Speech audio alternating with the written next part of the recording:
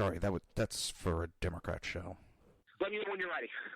No matter what the technical difficulty is, this man is a professional. He goes all the way.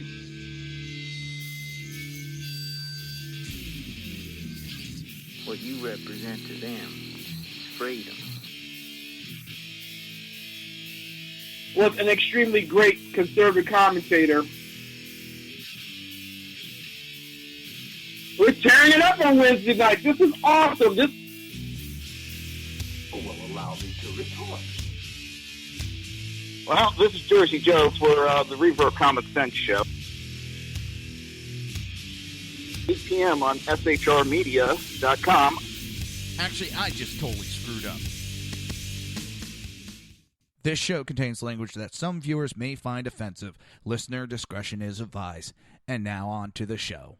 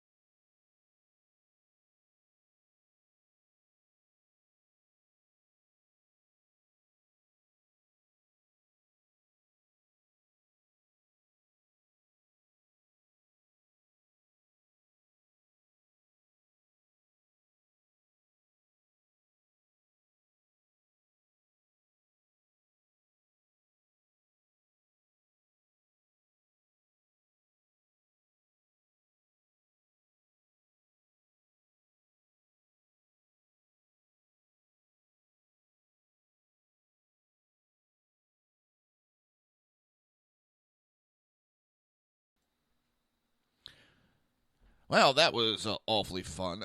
I did it again on Thursday. Damn mute button.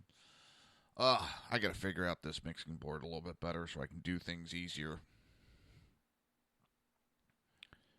Basically, from doing the Wednesday night show into Thursday, I've explained it before. I had to mute the program on my computer so that...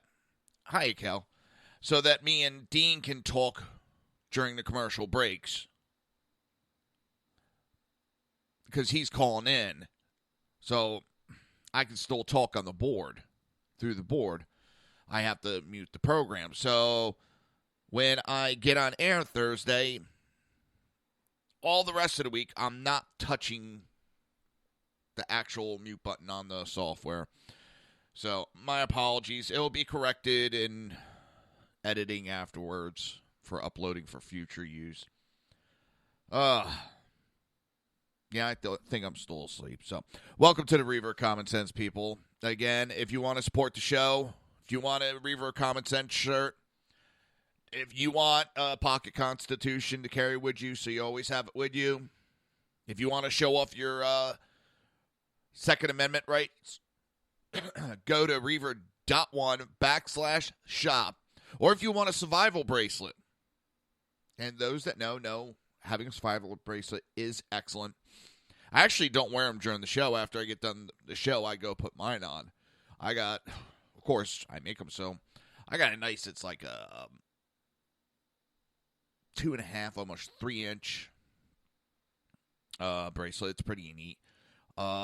That's got, I think, like 20 feet of cord on it.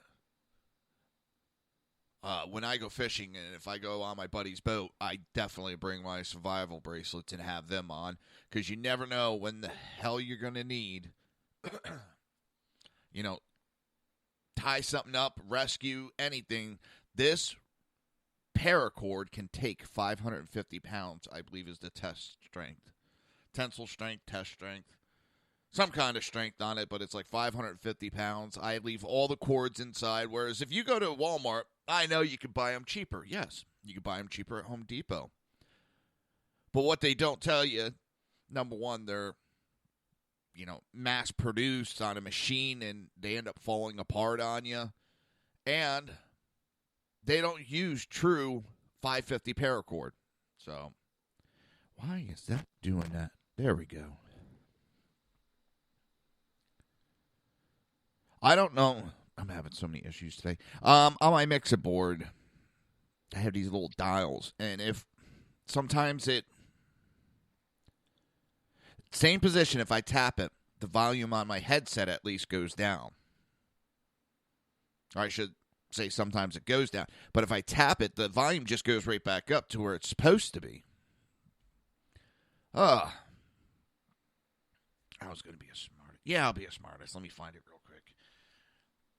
I'm off the mark, Kel, today, and my apologies to everybody.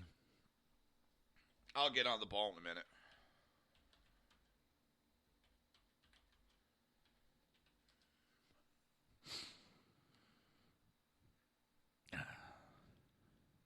I really should have this ready, but it was something I'm throwing in last minute.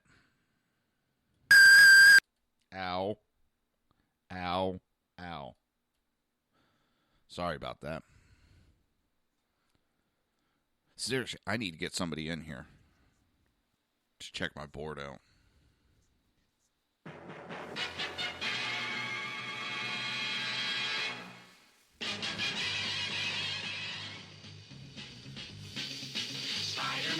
Spider-Man does whatever a spider can.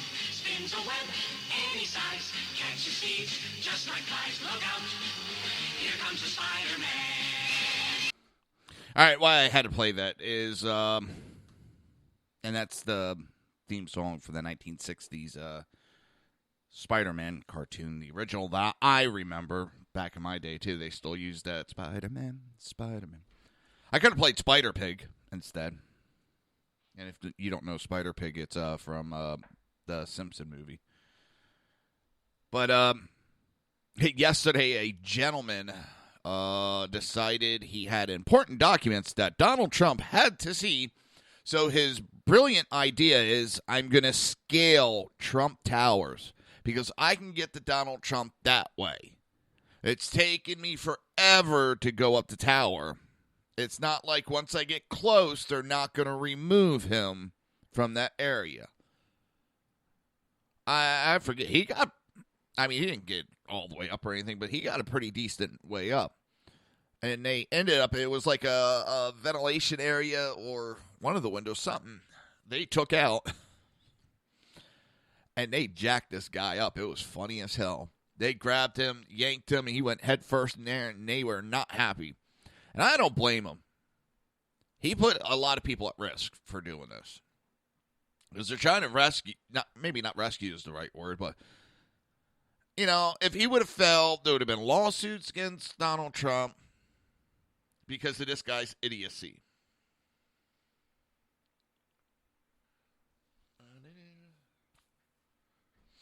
I see Trump speaking. And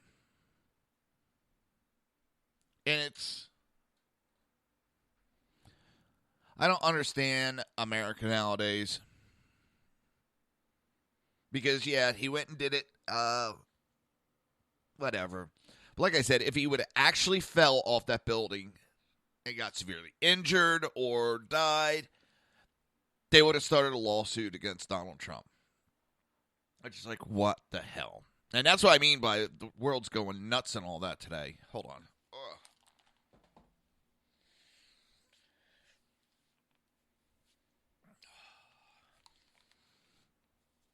I was up last night late because of the pain, storms. I can tell everything's clear. My hands will swell up real bad, and my feet will swell up real bad with certain storms, and it's just, just closing my hand becomes an issue.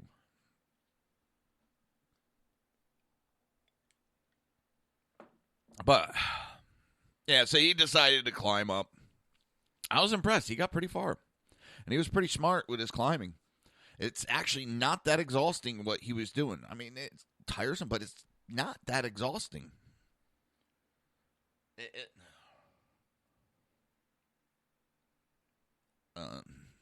Time magazine being a dumbass. I wish the media would give an equal amount of coverage to Hillary Clinton on all the illegal doings that she's up to.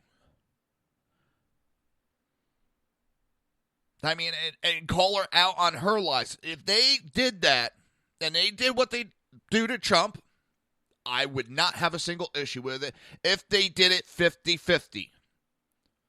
They ignore Hillary Clinton and all the bullshit surrounding her. They ignore it. And they fabricate stuff on Trump. And yes, that bullshit over the gun, threatening her. And then CNN yesterday, now they're saying the Secret Service have questioned Donald Trump. From an anonymous source has told CNN that Donald Trump has been questioned over the supposed assassination threat. And he said he did not mean to incite violence. Well, the problem is there's been no violence incited. And Donald Trump and media came out and said, bullshit. Well, he didn't say bullshit, but he came out and he said that. And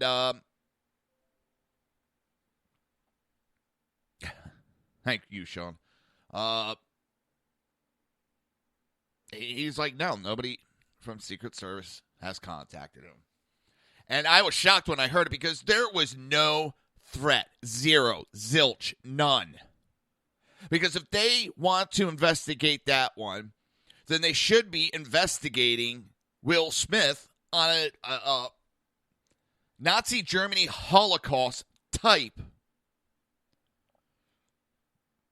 threat of cleansing the earth of Trump supporters.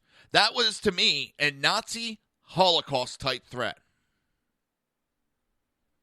Whether he meant it or not, as the liberals say, it's not just what you say, it's what the people hear.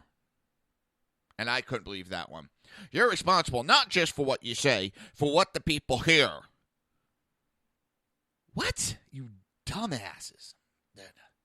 And then you have that ex-Secret Service. He's, I think, been in politics also.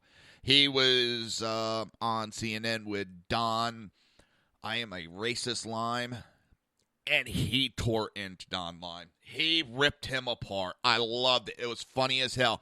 He was like, it basically told him in no uncertainty, there was no racist or no assassination, insinuation in it, da-da-da-da-da-da. And it was funny because Don's like, you need to be embarrassed of yourself. No, Don Lime, you need to be embarrassed of yourself. You are an embarrassment. You're supposed to be a journalist. You're not. You're no better than Geraldo Rivera back in his, well, even today, but back in his day of his talk shows. Shit. Who was that one that was really started like the Jerry Springer type shows? Dang it. Oh, this is going to drive me nuts. Because I always wonder if they were related. The person that plays Tony Stark. I can't even think of his name right now. Oh, God, my brain is in a freeze.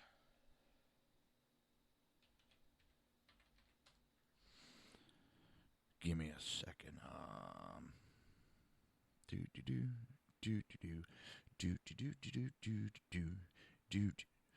Morton Downey was the guy's name. I don't know if people remember. It might have been just the East Coast thing with us. I mean, this guy, he would have chairs thrown, everything. I think he got his nose broke one time by, I think it was neo-Nazi threw a chair.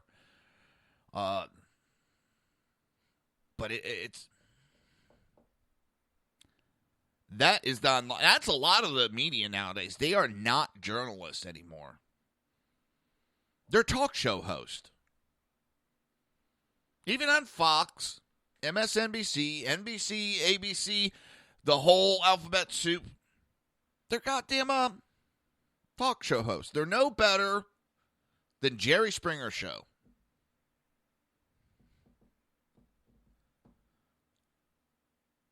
No better with their coverage anymore.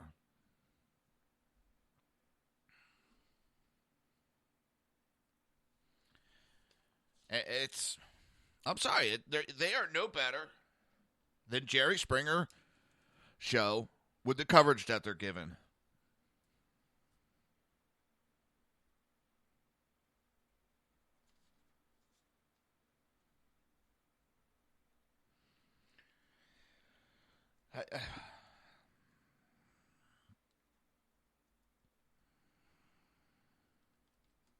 I mean, seriously, do you think that they're any better nowadays?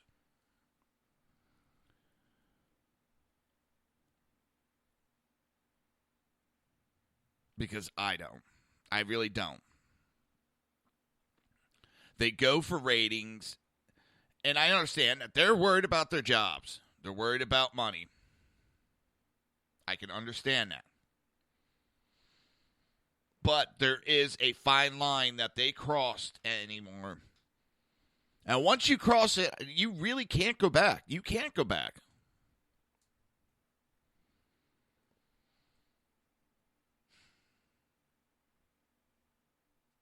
Well, I don't want to say can't go back because, well, you can always. And I thought CNN was pulling around the corner. I thought they were. I was rooting for them. I thought they were finally going back to being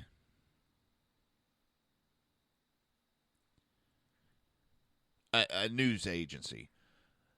I thought MSNBC they were doing a slower. Hold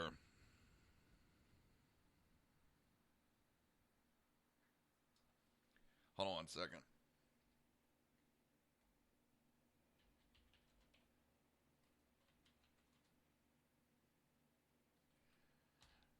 People being dumbasses. I love it when people are dumbasses.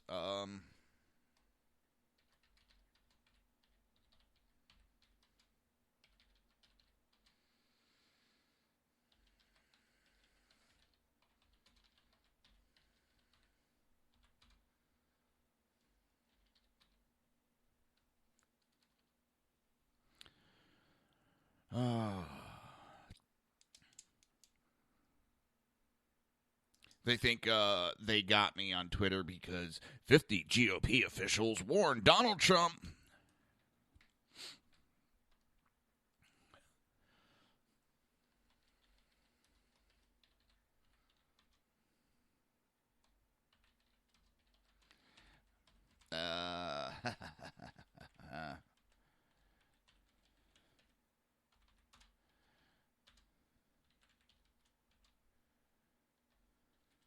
It just, people are dumbasses and they don't think when they go to make comments.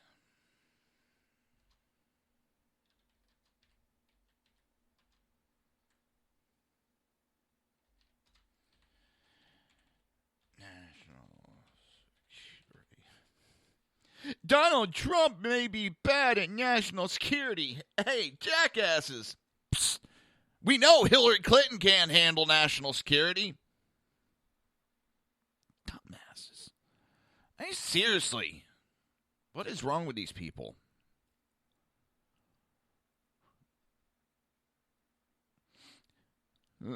Donald Trump is getting sued. Okay. He's a businessman. It happens. We don't hear about Hillary Clinton's university lawsuit.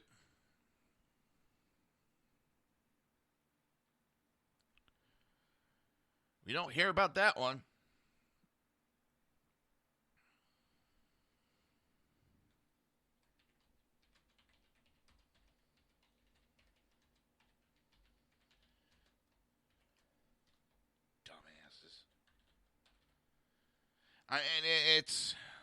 And it has nothing to do with Hillary Clinton, the subject that we were talking about.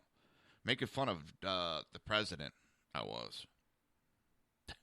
And she wants to start talking about Hillary Clinton. Dumbasses.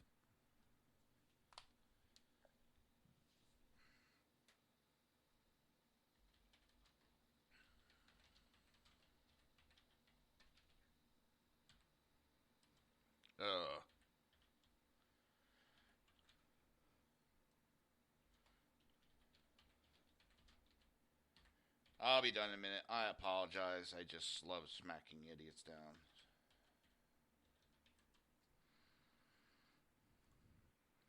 They don't think. They don't think.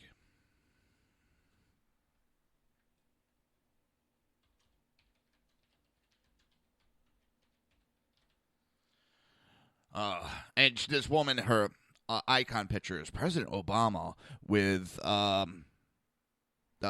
Bill Nye, the science guy, and Tyson DeGracio, whatever the hell it is.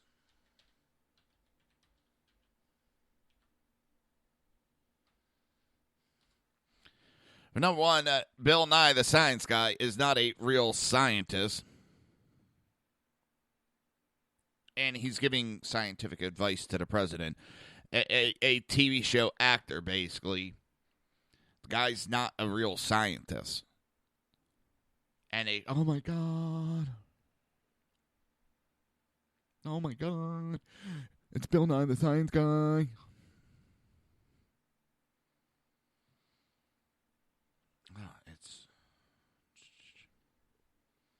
People are dumb.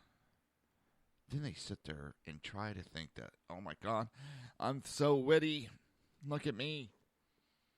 Hey, you want to vote for a dumbass like Hillary Clinton? Go ahead. I know you're an idiot then. Oh, and just let everybody know that a lot of people are feeling the burn lately. Yes, I saw that, and I was probably going to add that to tomorrow's show, Cal.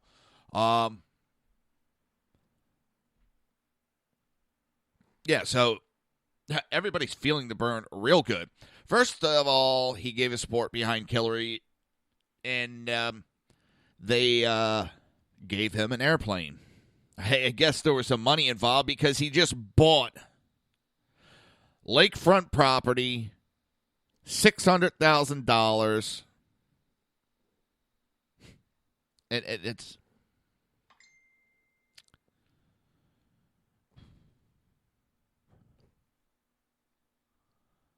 it makes me laugh.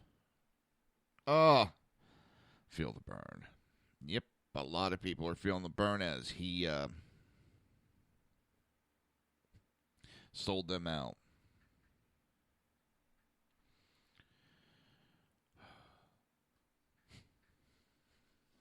He sold them right out.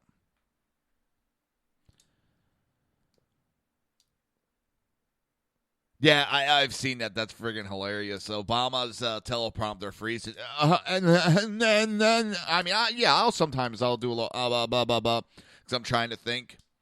But I never have a teleprompter. I never do have a teleprompter in front of me. Unless you call a computer screen where I have some stuff written down. But really, anymore, I don't. I just look at notes to give me some stuff, an idea to talk about, and I go off on my tangents. But that man cannot talk without a teleprompter in front of him to tell him what to say. And that's one of the things I have not liked. That man cannot have a conversation because he has to go off the teleprompter. Hillary Clinton can't talk without a teleprompter. We saw that when she got interrupted the other day. She, her handler had to get up there. It's okay. It's okay. Calm down. It's okay. Where Trump just sitting there, he gets interrupted. He's like, okay. All right, we're going to go on with it. It does not bother him when he gets interrupted.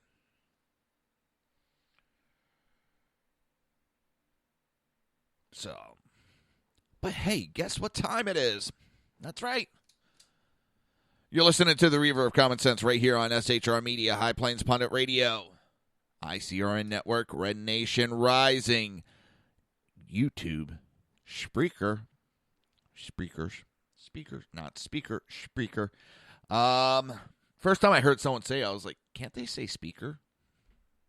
How are they screwing up the word speaker? Well, I was the dumbass when I saw the spelling. We got YouTube and iTunes. We will be right back. Hey, I press.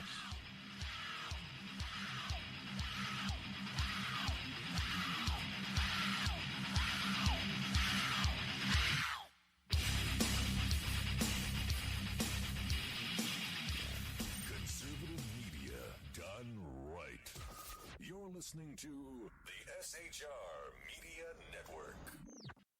Now, Brownells, we know you may have only one shot to harvest that trophy, so we have thousands of accessories and replacement parts to improve your chances. We know how much you love to shoot, so our gunsmiths articles and videos will help you do more and get more out of your guns. We also value your hard work and money. That's why only Brownells backs up everything we sell with a 100% unconditional lifetime guarantee. Brownells, the world's largest supplier of firearm accessories and gunsmithing tools. My name is Chris Peranto, call sign Tonto. I was with the Global Response Staff. We were the security element for the Central Intelligence Agency in Benghazi, Libya on 9/11/2012. Myself and my team responded to an attack that killed Ambassador Chris Stevens, Sean Smith, and two of my teammates, Tyrone Woods and Glenn Doherty. Radical Islam is basically terrorism in a nutshell. It wants to not only put down Western values, it wants to kill anybody that supports those Western values, which is freedom, which is Christianity, and which is also anything that looks poorly on Sharia law. We've allowed it again to grow into something that it shouldn't be, and it's becoming stronger and stronger every day that we don't lead from the front. Obama and Hillary, by avoiding the phrase radical Islam, they're being politically correct. They don't see it for what it is, and that's straight up destroying the Western world. Radical Islam doesn't have a fear. They will give up their lives. They will detonate themselves. They will do anything they can to fulfill Sharia law and kill the infidels. If we're not able to even say radical Islam, the word radical Islam, there's no way we can fight it. There's no way we can defeat it. The United States of America doesn't lead from behind. We are always setting the example. If not, we're going to see terrorism get bigger and bigger, and eventually it's just going to be continual lone wolf attacks in the United States. And I don't want that to happen to my kids. I don't want to see my family go through that. Please join me in waking up Washington in this fight on radical Islam, seeing the threat that it really is. Sign up at leadingfromthefront.org.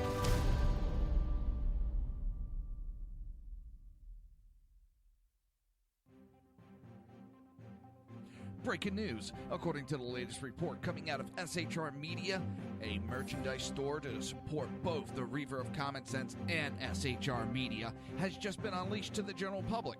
Be forewarned that this site can be contagious and numerous items can be purchased to support the best news programming. Go to Reaver.one website and click on the store link to check out the merchandise.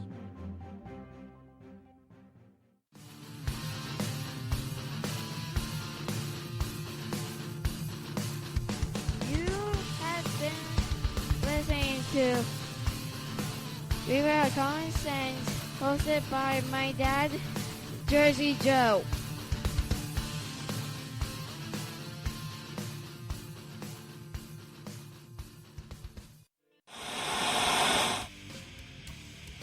Beware, the Jersey Takeover is here.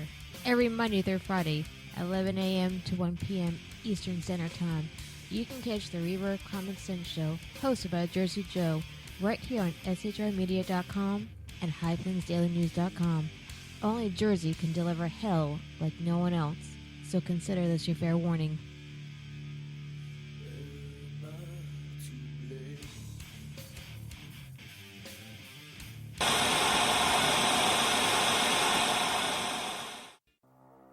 In a world controlled by corrupt politicians, You got a business. You didn't build that. a team of ordinary men emerge from the ashes to give voice to the voiceless and hope to the hopeless. Sackhead Sean. Dude, I'm not saying cop for the stupid pro. Sackhead Clint. All good friends of ours usually show up drunk. Also starring Sacco as the producer. I'm a little bit drunk, 'cause I'm drinking. They are the Sackheads Radio Show. Every Wednesday at 8 p.m. Pacific on shrmedia.com.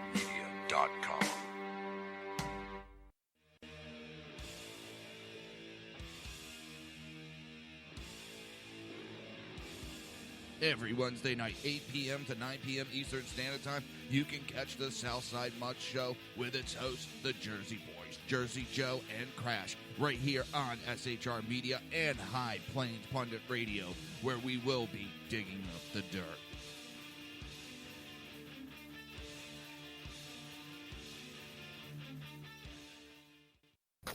Times are dark. The people misled by corrupt politicians, lied to by establishment media, and deceived by the false messages of Islam. A nation in confusion needs a guide. It needs a man with a cane.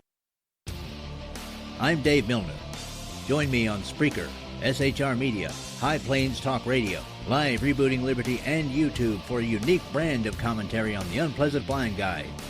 Because truth is not always pleasant. If you miss a show, don't worry. You can catch the replays two ways, rebootingliberty.com or the Reaver of Common Sense.com. While you're there on Reaver of Common Sense, don't forget, drop in your email and keep up to date on everything going on, or click the like button on the Facebook widget. Now on to the Reaver of Common Sense.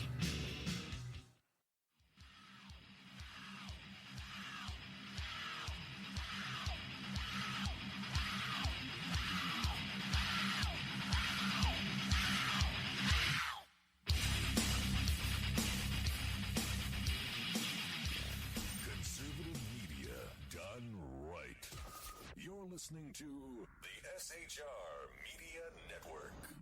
This show contains language that some viewers may find offensive. Listener discretion is advised. And now on to the show. And welcome back to the Reaver of Common Sense Show. I am your host, Jersey Joe, and I'm making sense out of the senseless. The Jersey Takeover is here. And we have expanded. Hang on. We have expanded to 2 hours every Monday through Friday, 11 a.m. to 1 p.m. Ooh, we have a caller.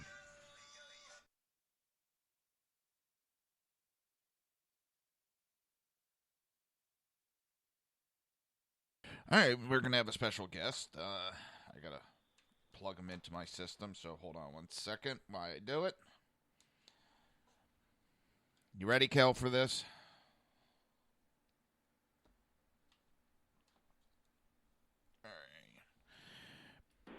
You there, Crash? Yeah, I'm here. Spider-Man does whatever a spider can. Spins a web, climbs Trump Tower. Cute. Real cute. Dude, I loved watching the video last night of when he was climbing up and he was trying to inch by where the cops made the opening, and they just grabbed him and were like, we're not having that, and just yanked his ass in head first, and his feet are dangling up in the air like, ah! Pretty good. Am I close enough? Am I close enough to the pump? I don't know if you're close enough. You could be.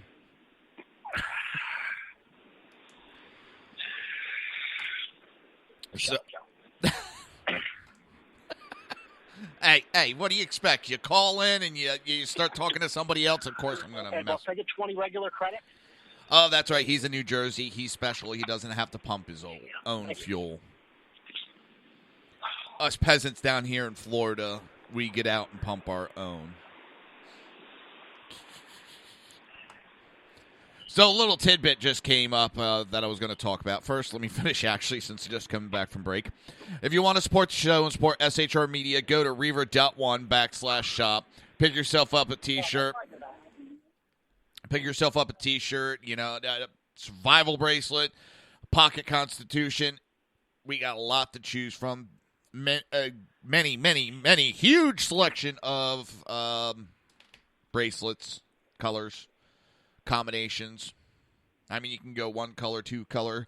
You can do two color with a third color going down the middle. And, it's very. I can't think today. You got anything, Crash, or are you still trying to get gas? No, I'm still getting gas. Yeah, that's what happens when you eat chili. So, a little tidbit came up, because during the break I was reading how Hillary Clinton's handlers and the lamestream media is trying to cover up that she said, and I heard it, that she is going to raise taxes on the middle class, and the dumbass people around her were, wait a minute, they were all like, where the hell's the cursor?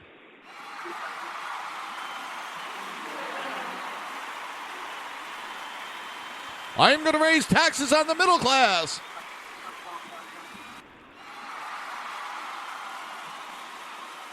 This is how stupid liberals are.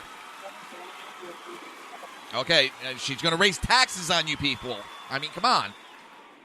And they just sat there and cheered. That shows that what little people she has there, they're paid. That's why they cheered. If that was actual citizens, they'd been like, what did the bitch just say?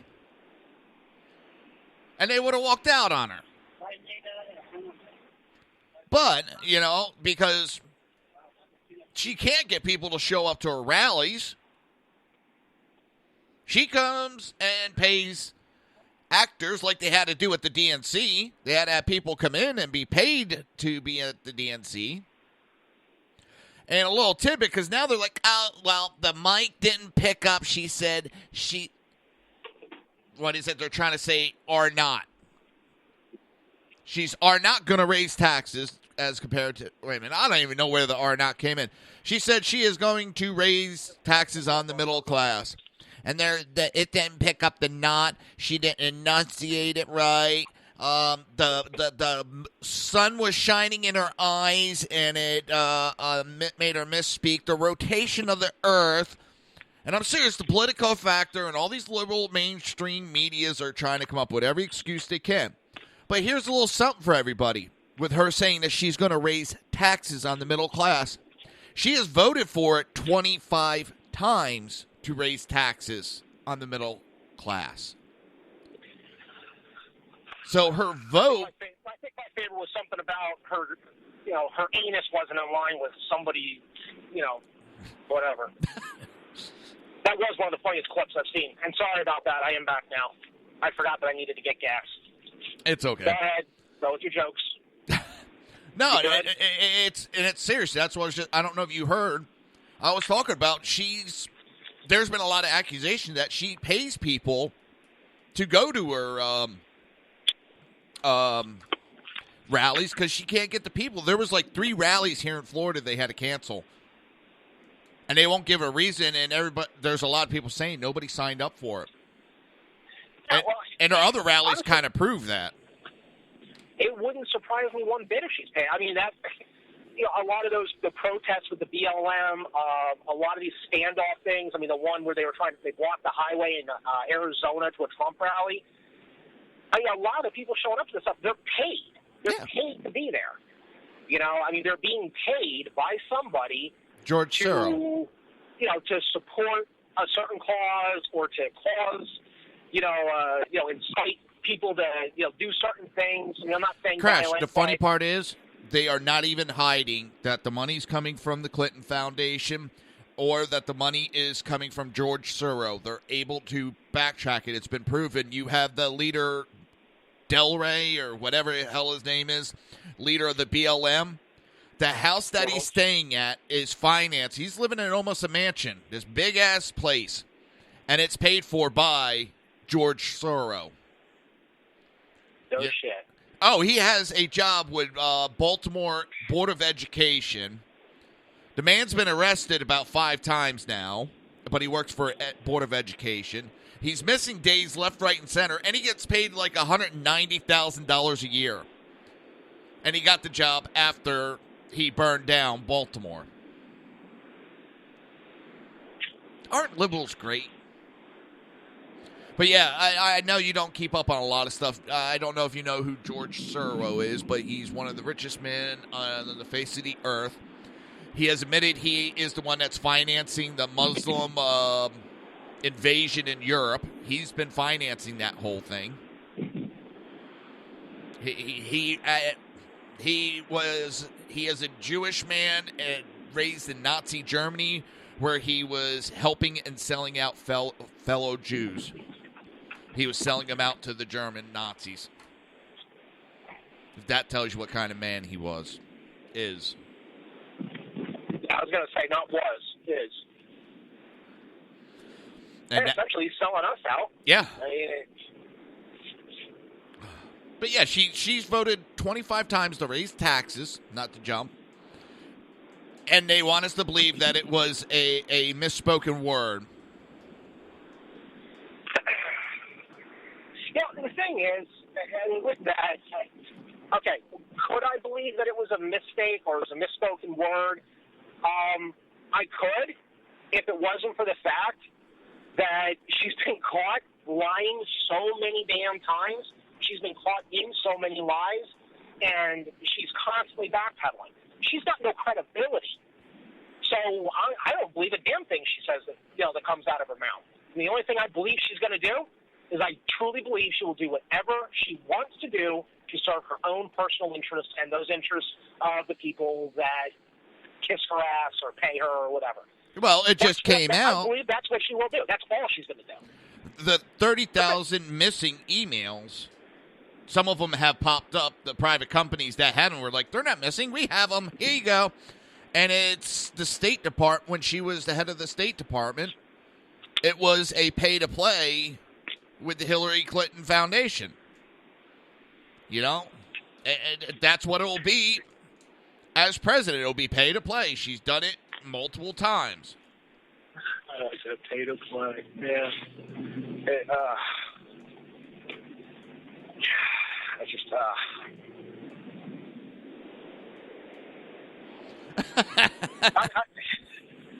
What's up? Someone took there's a picture of that idiot yesterday that was climbing Trump Tower.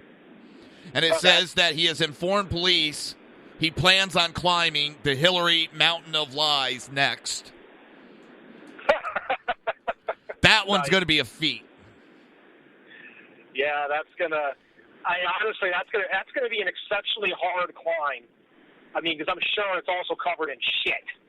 So, brother, be careful. That's all I got to say. All right, so what else is going on? Hang on a second.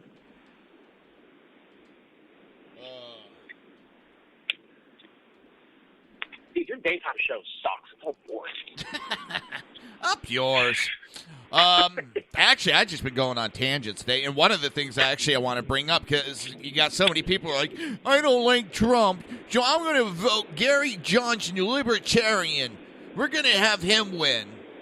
Well, the funny part is he's the libertarian, Gary Johnson, has more in common with Hillary Clinton than the conservative party, so that really tells me these people were never conservatives to begin with.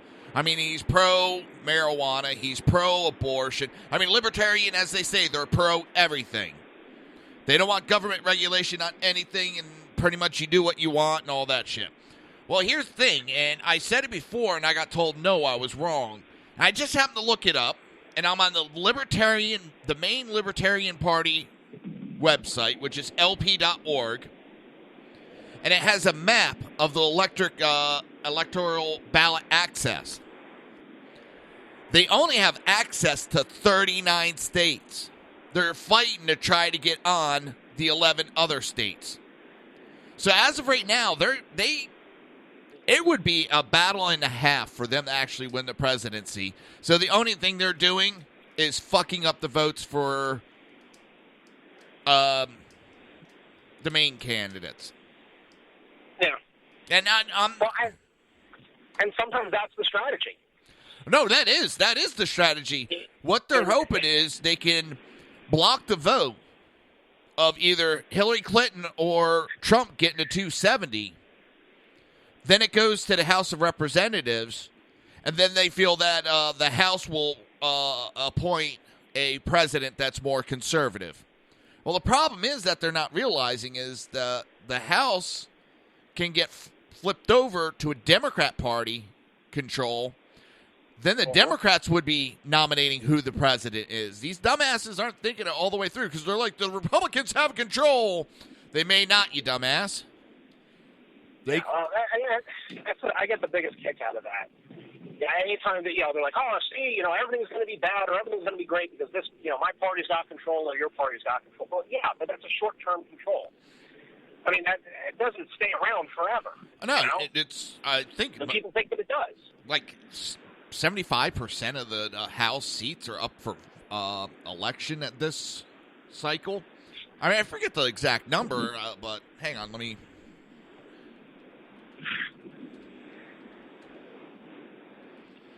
I mean, honestly, I'm going to probably go with with grip. That's most likely what I'm going to vote with this round, is vote with grip. Vote with grip? So, grip, G-R-I-P. Get rid of incumbent politicians. Oh, okay. I never heard that guys before. That have been sick. You've never heard that before? No. Wow. I'm actually surprised. I've only ever heard it up here in Jersey, in the Northeast. I would have sworn that you had heard it too. No. But yeah, I mean, there's a lot of people that live down around by me, and I mean, that's essentially, when a lot of these elections have come around, that's really what they're doing. It's more looking at, what has, not so much what are they saying now, but let's look at the actions that have been taken in the past.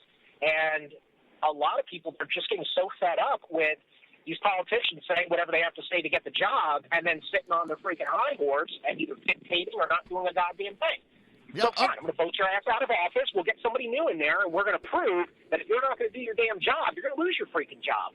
And that's the way it is every place else in America. Oh yeah, I'm not against it. I never heard of it. Never heard. Oh, and I made a mistake. It's not 75%. It's 100% of the House seats are up for election. So yeah, it's very easy that it could get flipped over to a Democrat control, and then the Democrats would be picking the president. And these people are not... I don't think that these never-Trumpers are actually conservatives. I really do think they're liberals that have infested the party, and they're just trying to... They couldn't defeat the Republicans from the outside, so they come to the inside and try to screw it up. I mean, it's sort of like with the United States. Countries have not been able to defeat us from the outside, so we got these Muslims infiltrating us from the inside. And we have the Brotherhood of Muslims all throughout the government now. And up until Obama got in the office, they were enemy of the state. Enemy of the state is basically shoot on sight type deal. But yet they're all over. They're in positions, high-ranking positions in our government. They've been appointed by Obama. They have been linked to terrorist groups. Well, Muslim Brotherhood was listed as a terrorist group by Homeland Security. Yeah. Well, that's right. They were enemy of the state. Enemy of the state is basically, you see them, you kill them. You don't play patty cakes. You don't put them in position. You kill them.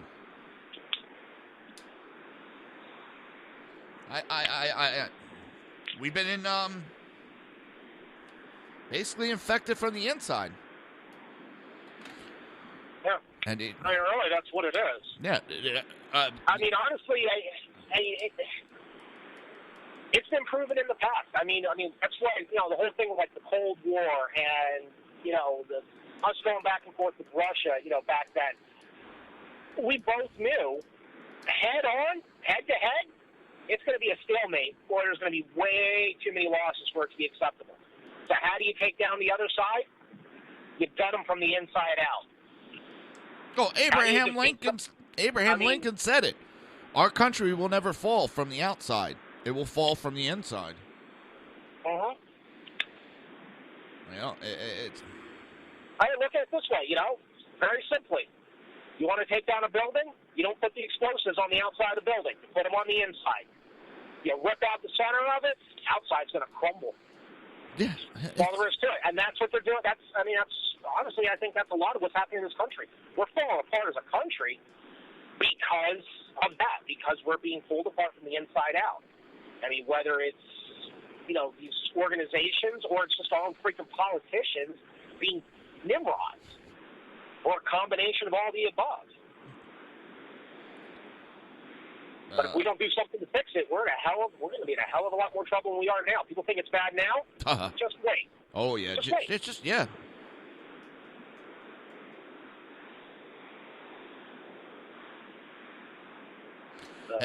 I know it's driving me nuts. I mean, the media has basically launched a full frontal attack on Trump and the gun owners in the last couple of days. It's been a full assault on us. And what's weird is they think they got the numbers. They think they are a higher number than we are. And it's like, no, you're actually not. Because I keep, someone said that, and I asked them, and all I got is, oh, you're a Trumpster. Asking him, because he's saying that the Congress has failed to act on gun control. And that's obstructionist. And he gave some other stuff that's going on. And that's all obstructionist. And that's treason. Actually, number one, no, it isn't. Treason is the only word that has a definition in our documents. Our founding fathers made sure to define exactly what treason is. But, so... Yeah, well, we all know how much those documents mean to the people in power right now. Yeah, well, this is some dumbass from Chicago, of all places. There has been votes on gun control. That shows how little he knows. That these gun control measures have failed in committees on a bipartisan vote. And they don't get passed, so they say it's obstructionist. Why? No, that is called our government. A vote was taken, it did not get passed, and it's obstructionist. You sound like a little child throwing a hissy fit. I didn't get what I want. Yeah, and that's exactly it. He didn't get what he wants, so it must be illegal, or it must be obstruction, or it must be inappropriate because I didn't get my way. Drives me. Yeah, I mean, it's funny. I mean, it's almost like some of these people, they want things to be run as a dictatorship, but if it was a dictator they didn't like, they'd be all pissed off that it's a dictatorship. But then they wouldn't have the freedom to speak up. Then they'd be coming to us going, we need to fight this. Mm-hmm. Exactly. I mean, Christ, could you imagine the outcry? I mean, if Bush had pulled even a fraction, if his administration, the Bush administration pulled even a fraction of what the Obama administration has pulled, can you imagine the outcry that we would have been hearing from the left? Think about what little did happen and how the outcry that did happen. I mean, they tried to impeach him. They tried to impeach Bush on what happened.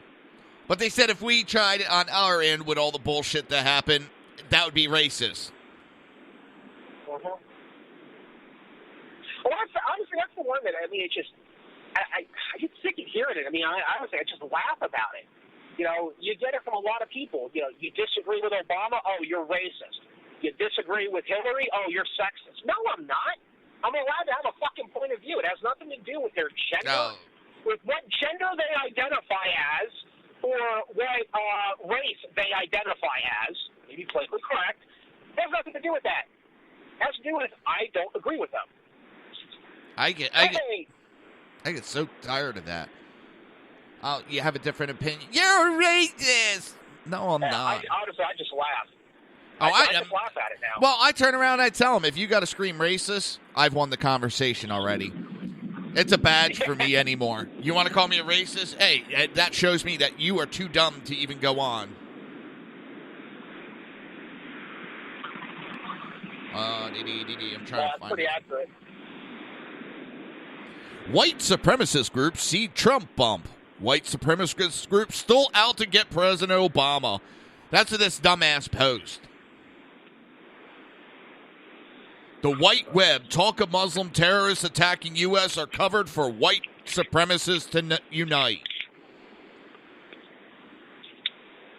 All that is needed for a race war is a racist leader. Enter Donald Trump.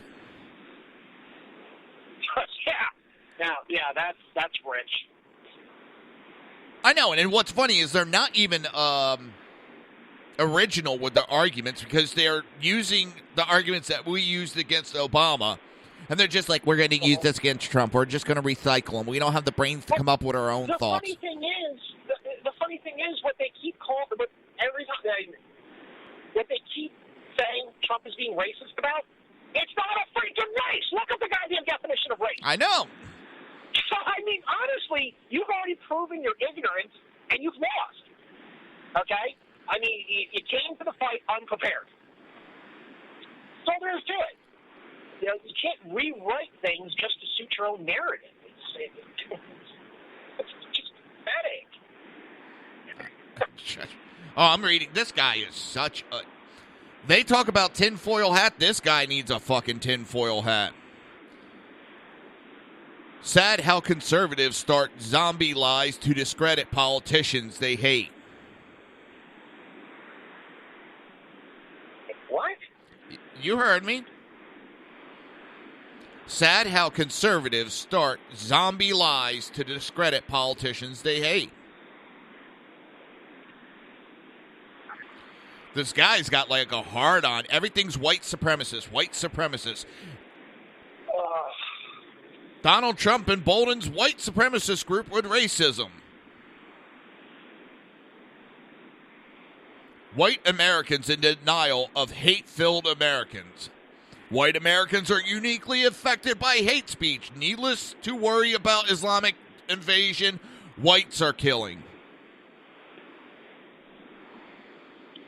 The Year in Hate and Extremism, Southern Poverty Law Center. White Americans need not worry about Islamic invasion. I can't make this shit up. Listen, it's time for a commercial. We will be right back. You're listening to the Reaver of Common Sense right here on SHR Media, High Plains Pundit Radio, ICRN Network, Red Nation Rising Radio, iTunes, Speaker, YouTube. And then. We will be right back.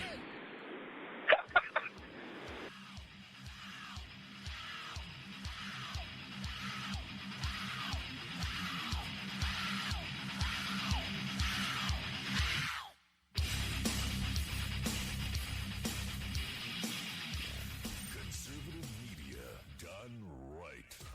You're listening to the SHR Media Network. Now, Brownells, we know you may have only one shot to harvest that trophy, so we have thousands of accessories and replacement parts to improve your chances. We know how much you love to shoot, so our gunsmiths articles and videos will help you do more and get more out of your guns. We also value your hard work and money. That's why only Brownells backs up everything we sell with a 100% unconditional lifetime guarantee. Brownells, the world's largest supplier of firearm accessories and gunsmithing tools. My name is Chris Peranto, call sign Tonto. I was with the Global Response Staff. We were the security element for the Central Intelligence Agency in Benghazi, Libya on 9/11/2012. Myself and my team responded to an attack that killed Ambassador Chris Stevens, Sean Smith, and two of my teammates, Tyrone Woods and Glenn Doherty. Radical Islam is basically terrorism in a nutshell. It wants to not only put down Western values, it wants to kill anybody that supports those Western values, which is freedom, which is Christianity, and which is also anything that looks poorly on Sharia law. We've allowed it again to grow into something that it shouldn't be, and it's becoming stronger and stronger every day that we don't lead from the front. Obama and Hillary, by avoiding the phrase radical Islam, they're being politically correct. They don't see it for what it is, and that's straight up destroying the Western world.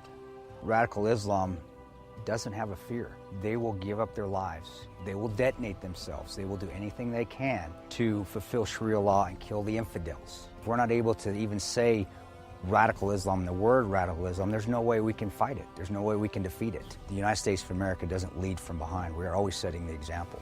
If not, we're going to see terrorism get bigger and bigger, and eventually it's just going to be continual lone wolf attacks in the United States. And I don't want that to happen to my kids. I don't want to see my family go through that.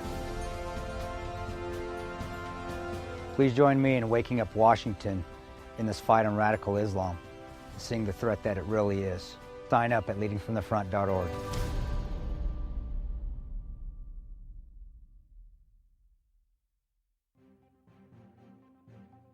Breaking news. According to the latest report coming out of SHR Media, a merchandise store to support both the Reaver of Common Sense and SHR Media has just been unleashed to the general public.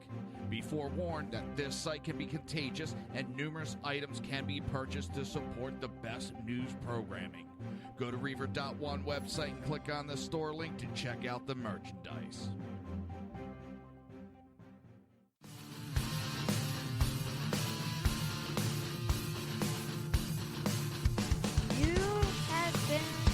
Listening to Reaver of Common Sense, hosted by my dad, Jersey Joe.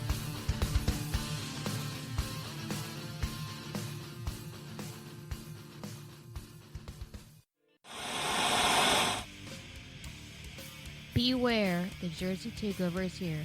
Every Monday through Friday, 11 a.m. to 1 p.m. Eastern Standard Time. You can catch the Reaver of Common Sense show, hosted by Jersey Joe, right here on shrmedia.com and highplainsdailynews.com. Only Jersey can deliver hell like no one else, so consider this your fair warning.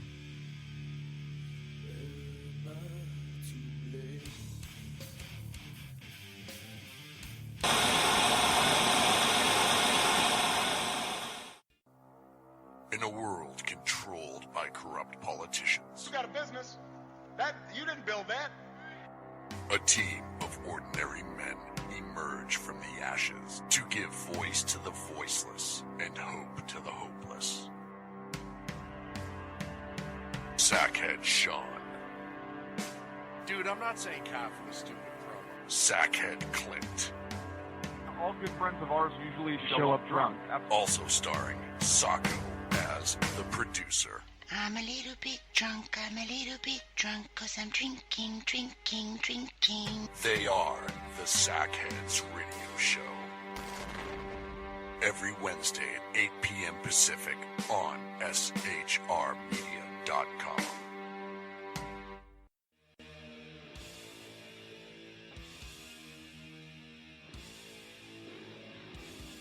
Every Wednesday night, 8 p.m. to 9 p.m. Eastern Standard Time, you can catch the Southside Mud Show with its hosts, the Jersey Boys, Jersey Joe and Crash, right here on SHR Media and High Plains Pundit Radio, where we will be digging up the dirt.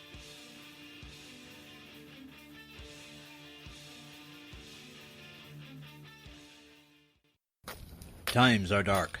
The people misled by corrupt politicians, lied to by establishment media, and deceived by the false messages of Islam. A nation in confusion needs a guide. It needs a man with a cane. I'm Dave Milner. Join me on Spreaker, SHR Media, High Plains Talk Radio, Live Rebooting Liberty, and YouTube for a unique brand of commentary on the unpleasant blind guide. Because truth is not always pleasant. If you miss a show, don't worry. You can catch the replays two ways, rebootingliberty.com or the reaverofcommonsense.com. While you're there on Reaver of Common Sense, don't forget, drop in your email and keep up to date with everything going on, or click the like button on the Facebook widget. Now on to the Reaver of Common Sense.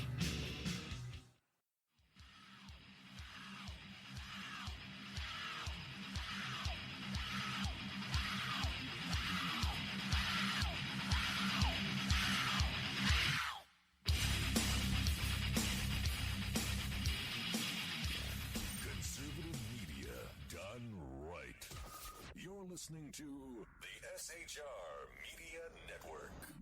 This show contains language that some viewers may find offensive. Listener discretion is advised. And now on to the show.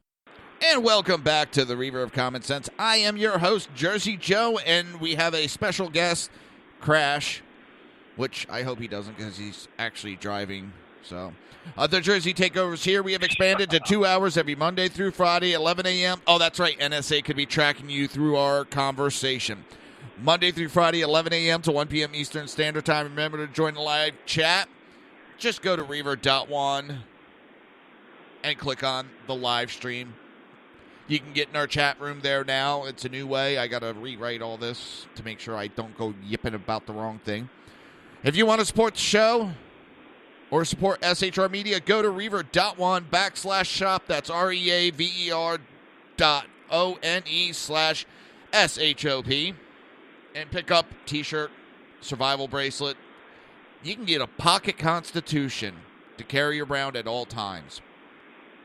So, all right, Crash, what is going on? Let's see. Oh, did you hear the FBI asked the DOJ to open an investigation? They were recommending an investigation be opened on the Clinton Foundation for illegal activity, and the DOJ went, nope. Well, of course they did. We will take the FBI's recommendations. We always do. Yep. And Obviously not. You want us to? Oh no, we're not investigating Clinton Foundation. Nope. Friggin' lying pieces of shit. I just had to throw that little tidbit in there. What I want to talk about also real quick. So, everybody's on Trump saying he needs to be arrested and all that over his supposed assassination comment towards Hillary Clinton. And poor Hillary. I mean, the woman would never do something like that, would she? Do you think she would ever make a comment insinuating a person was going to be assassinated? Because she did.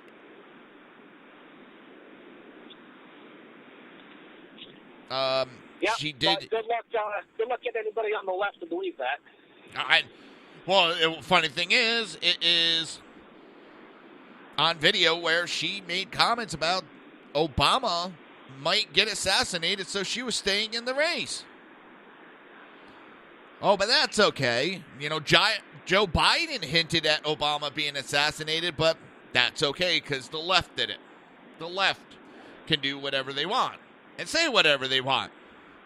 But, God forbid, Donald Trump talks about Second Amendment people getting up and voting, and that is an assassination attempt. Fucking idiots. Honestly, a lot of what they're saying now, and a lot of their tactics, it's just screaming desperation to me. Yeah.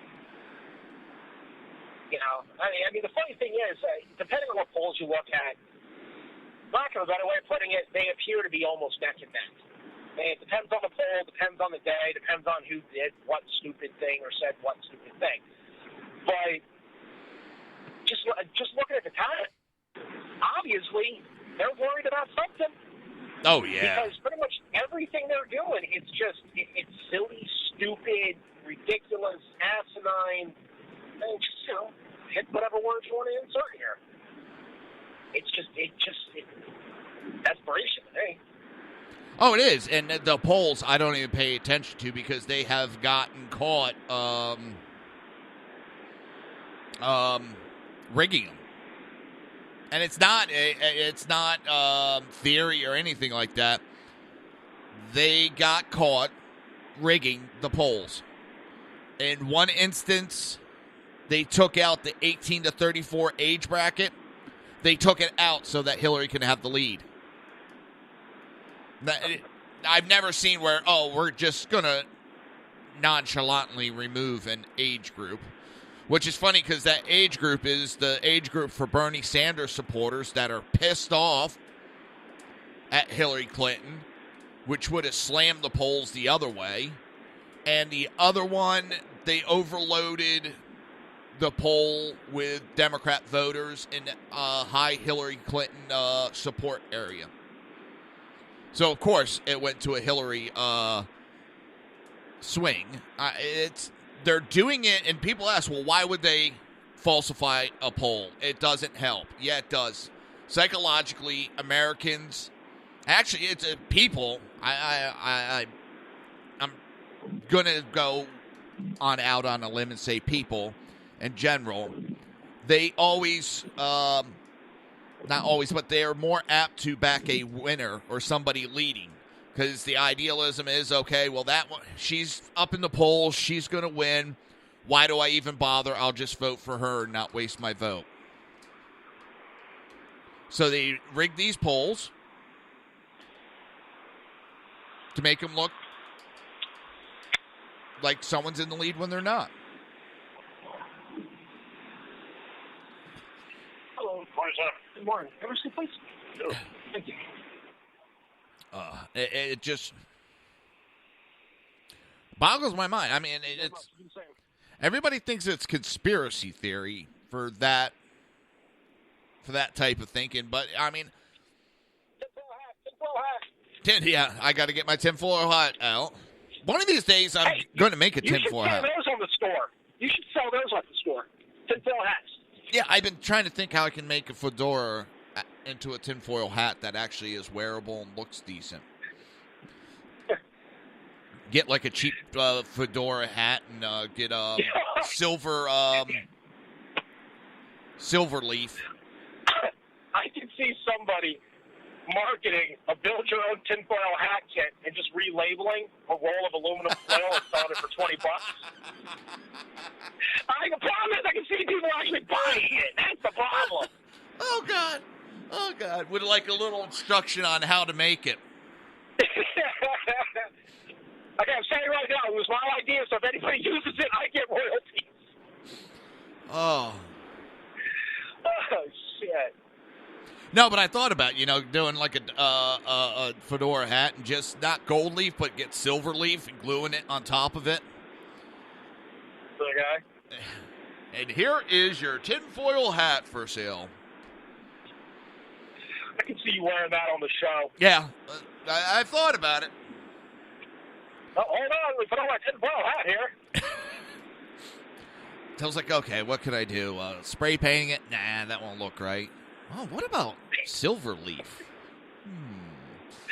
I know that looks good on trucks. The gold leaf does. God, I need help. Oh, here's a non-news, has nothing to do with politics. It has to deal with our past. And it's sad news, and I hate to report it. So, an acquaintance of ours posted it. A fire truck, a 1977 fire truck that's for sale on eBay. The Queen is for sale on eBay. For $15,000. Yes. It belongs to another company now, but it's for sale on eBay for $15,000. I'm going home and asking my wife for $15,000.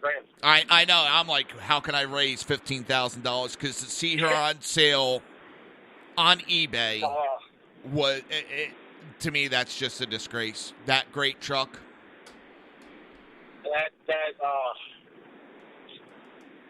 That was. Yeah. I miss those old rigs. New rigs are nice and all. Someone said it. The days of open cabs. That was the days. That was the days of firefighting. Open cab, jump seats. I mean, the only person who was enclosed was the freaking driver and officer. You had a partial enclosure on the two jumps, but not the stand-up position. I still remember the days of on the back of the truck when I first started. That was. Be on the back of the truck, you grab your gear, run and jump on it. Now you got to, get changed on the back of the truck. And got one guy holding you to the truck while you change, and then you swap. And then it was, all right, you can't change on the rig. There's safety issues, and township's not allowing us to do it. I remember what was it on the Queen, one of the, I want to say it was a probe. He lost his lid, and he put it up on top. Route 1 heading north. Lost his lid. I honestly miss those. And I remember the days I would run in and you'd go to get on the back. And they're like, no, there's room in the jump seat. Jump up here. It was like, oh, my God, I'm in the jump seat. Yeah. You felt, top of the world, except when you're coming back from a fire. You're soaking wet. It's like 10 degrees outside on the truck, wind blowing on you, and your friggin' turnout gear freezes solid. Oh, yeah. Get back to the building, you have to run into concrete. You got to be bashing into the concrete to break your jacket loose. I miss those days. Those were the days. Yeah. Memories.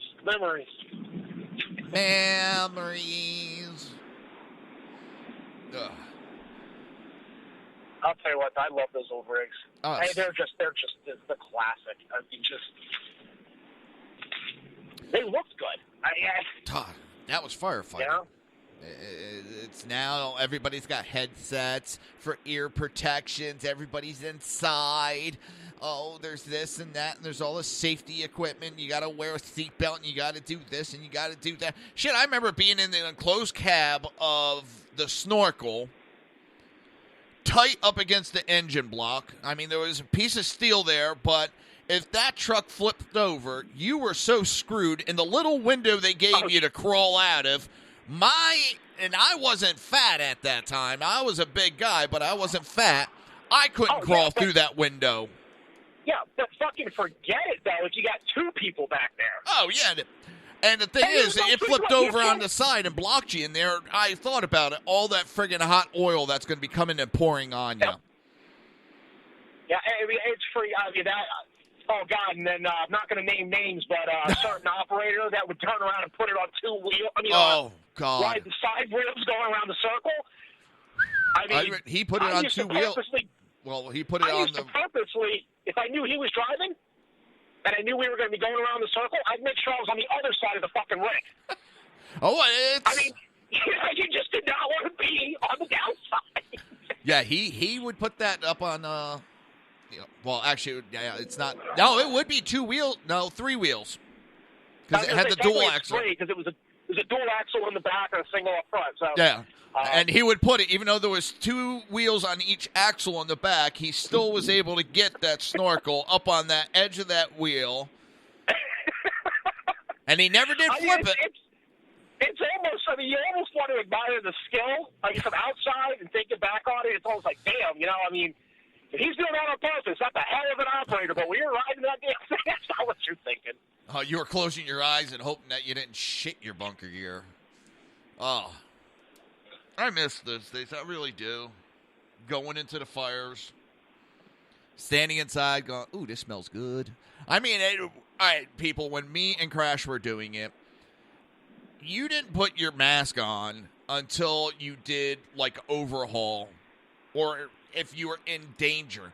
The way I was brought up, you don't put your mask on. You save that air for if you're trapped, something happens, and you are going to be stuck in there.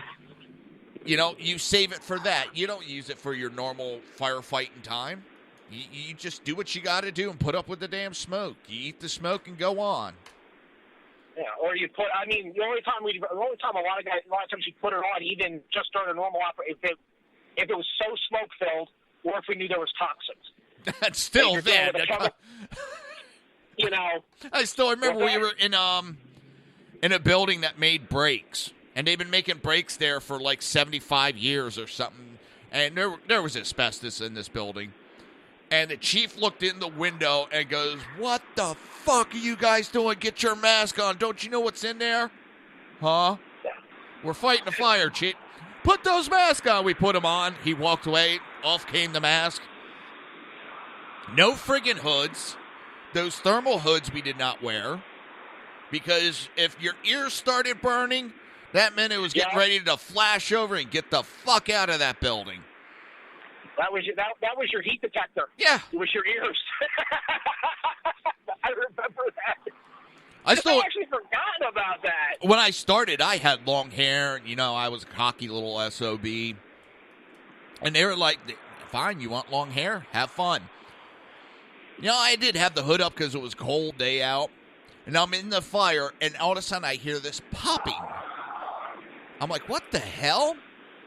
And I asked the guy I was with about it. He's like, no, I don't hear it. He goes, it's probably your hair. And it was. The ends of my hair started popping from the heat. So I went home, and off went the long hair. Yeah, you know, the funny thing is, back in your youth, you were actually smart enough to not use Nair to remove your hair off top of your head. Shut up. That fucking hurt. That hurt bad. I'm not sure which one was worse. Honestly, I'm not sure which was worse. You doing that and then coming in with those chemical burns on the top of your head to a shift, or when I decided that I was going to let you and another crew member cut my hair in the middle of the freaking shift, and then the tones dropped. Yeah, but what's worse, if you remember, the cutters broke in the middle of it after the error was made. We had that done perfect, and dumbass was like, oh, yeah, that little spot right there. Oops, shit.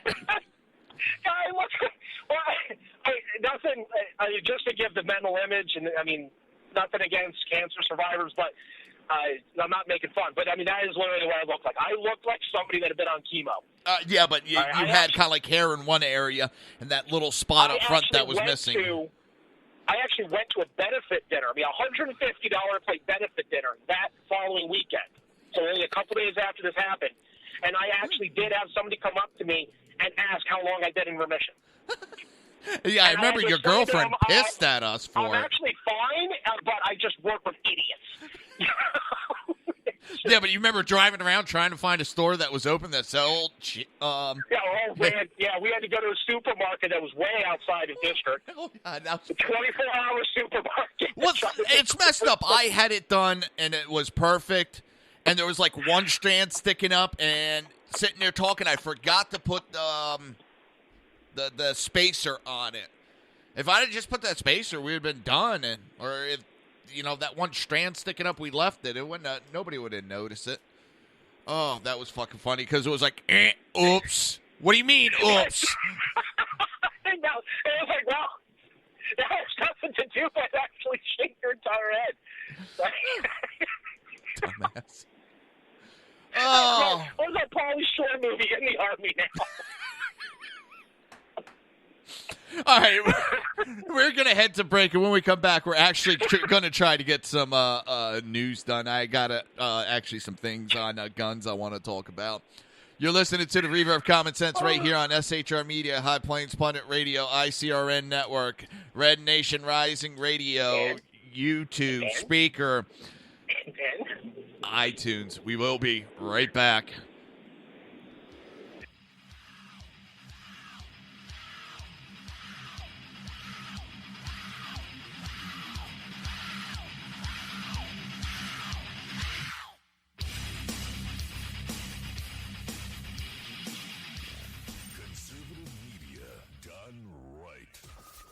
Listening to the SHR Media Network. Now, Brownells, we know you may have only one shot to harvest that trophy, so we have thousands of accessories and replacement parts to improve your chances. We know how much you love to shoot, so our gunsmiths articles and videos will help you do more and get more out of your guns. And we also value your hard work and money. That's why only Brownells backs up everything we sell with a 100% unconditional lifetime guarantee. Brownells, the world's largest supplier of firearm accessories and gunsmithing tools. My name is Chris Peranto, call sign Tonto. I was with the Global Response Staff. We were the security element for the Central Intelligence Agency in Benghazi, Libya on 9/11/2012. Myself and my team responded to an attack that killed Ambassador Chris Stevens, Sean Smith, and two of my teammates, Tyrone Woods and Glenn Doherty. Radical Islam is basically terrorism in a nutshell. It wants to not only put down Western values, it wants to kill anybody that supports those Western values, which is freedom, which is Christianity, and which is also anything that looks poorly on Sharia law.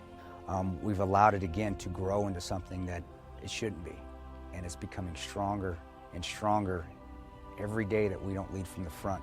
Obama and Hillary, by avoiding the phrase radical Islam, they're being politically correct. They don't see it for what it is, and that's straight up destroying the Western world. Radical Islam doesn't have a fear. They will give up their lives. They will detonate themselves. They will do anything they can to fulfill Sharia law and kill the infidels. If we're not able to even say radical Islam, the word radical Islam, there's no way we can fight it. There's no way we can defeat it. The United States of America doesn't lead from behind. We're always setting the example. If not, we're going to see terrorism get bigger and bigger, and eventually it's just going to be continual lone wolf attacks in the United States. And I don't want that to happen to my kids. I don't want to see my family go through that.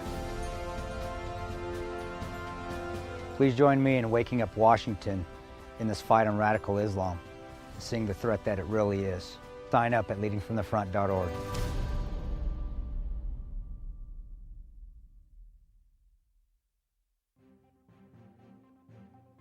Breaking news. According to the latest report coming out of SHR Media, a merchandise store to support both the Reaver of Common Sense and SHR Media has just been unleashed to the general public.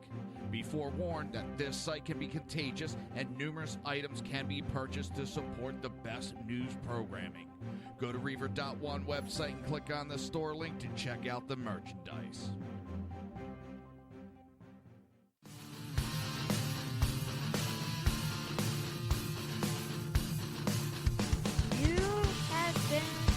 Listening to Reaver of Common Sense, hosted by my dad, Jersey Joe.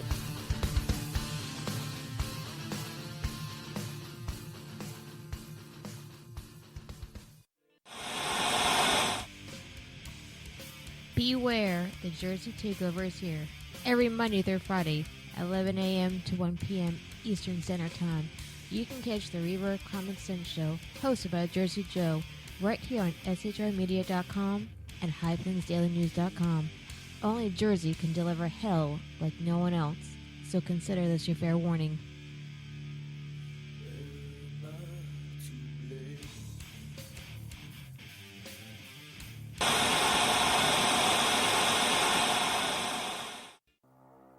In a world controlled by corrupt politicians, You got a business.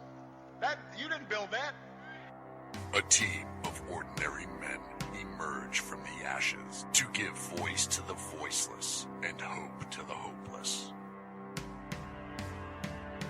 Sackhead Sean, Dude, I'm not saying cop for the stupid pro.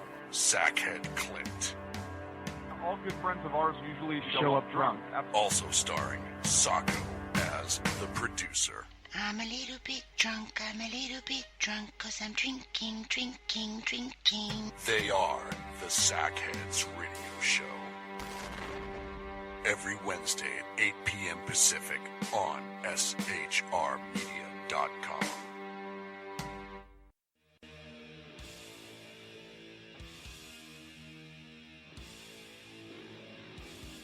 Every Wednesday night, 8 p.m. to 9 p.m. Eastern Standard Time, you can catch the Southside Mutt Show with its hosts, the Jersey Boys, Jersey Joe and Crash, right here on SHR Media and High Plains Pundit Radio, where we will be digging up the dirt.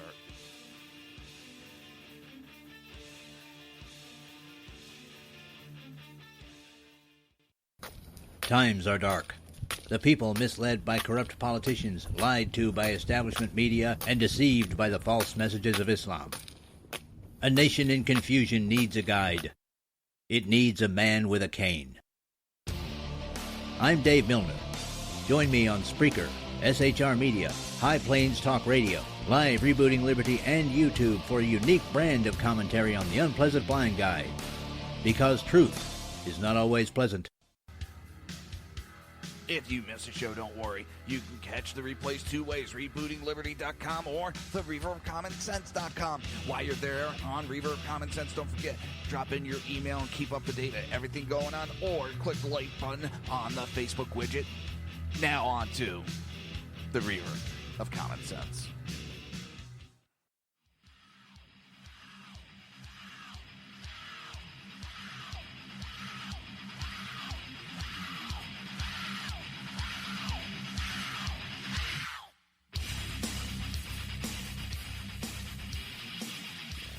Conservative media done right. Your You're listening to the SHR Media Network. This show contains language that some viewers may find offensive. Listener discretion is advised. And now on to the show. And welcome back to the Reaver of Common Sense show. I am your host, Jersey Joe, and I'm making sense out of the senseless. The Jersey Takeover is here. We have expanded to 2 hours every Monday through Friday, 11 a.m. to 1 p.m. Eastern Standard Time. You can join the live chat. Oh, we got another guest caller. Hold on one second.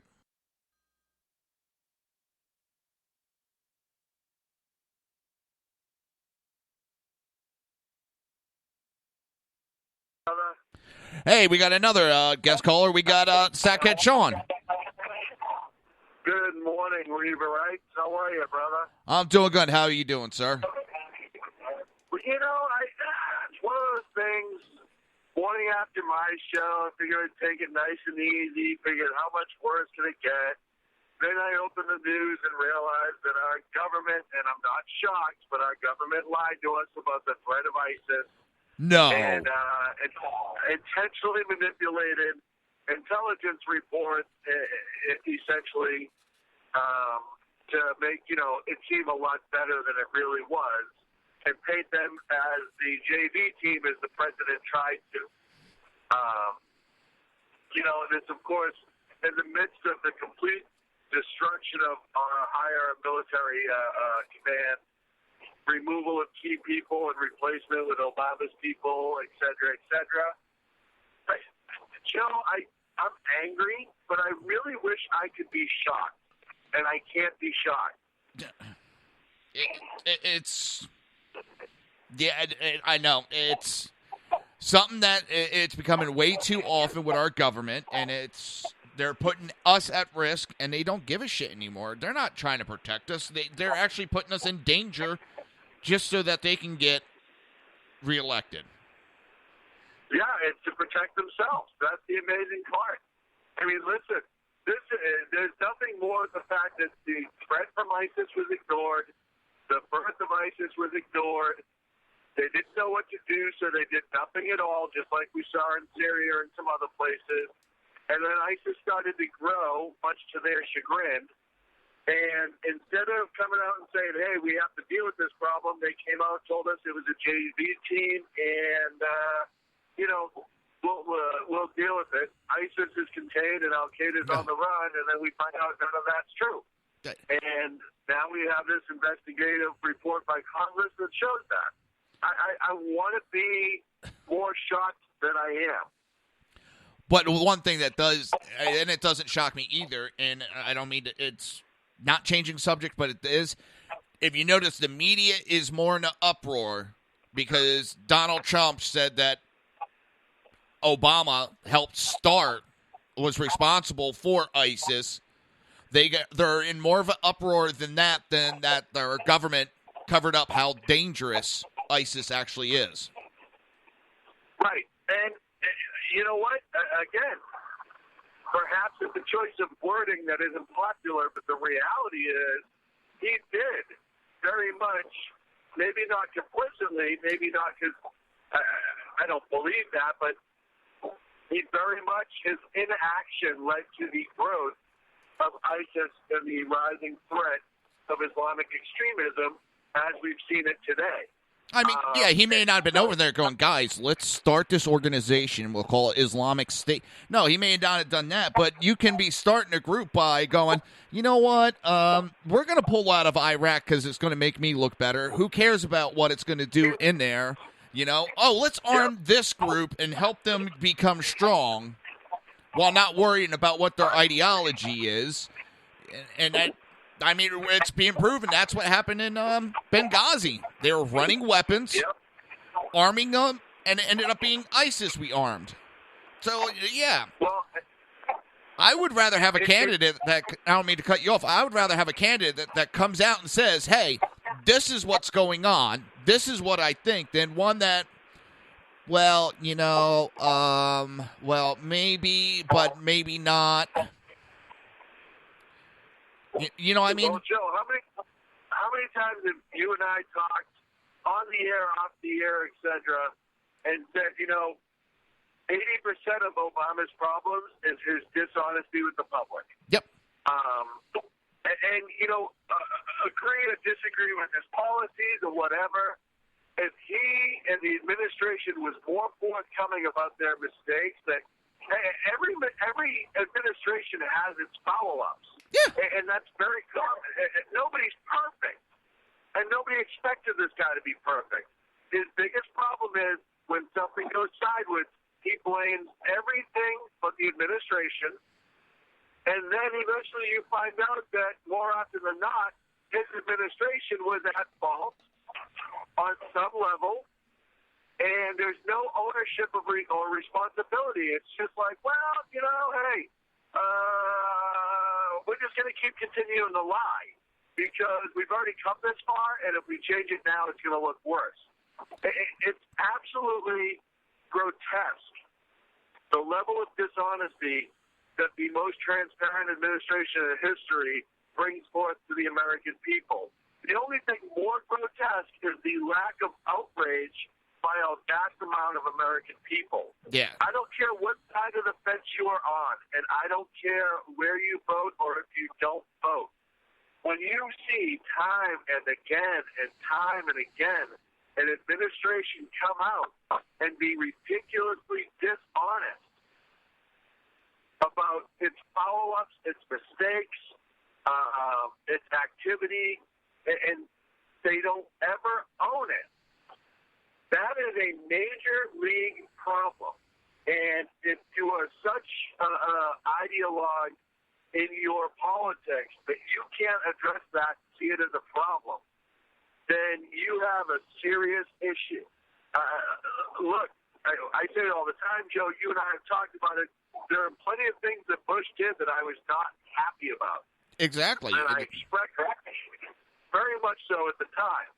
However, the things that he did well, I stood behind him on.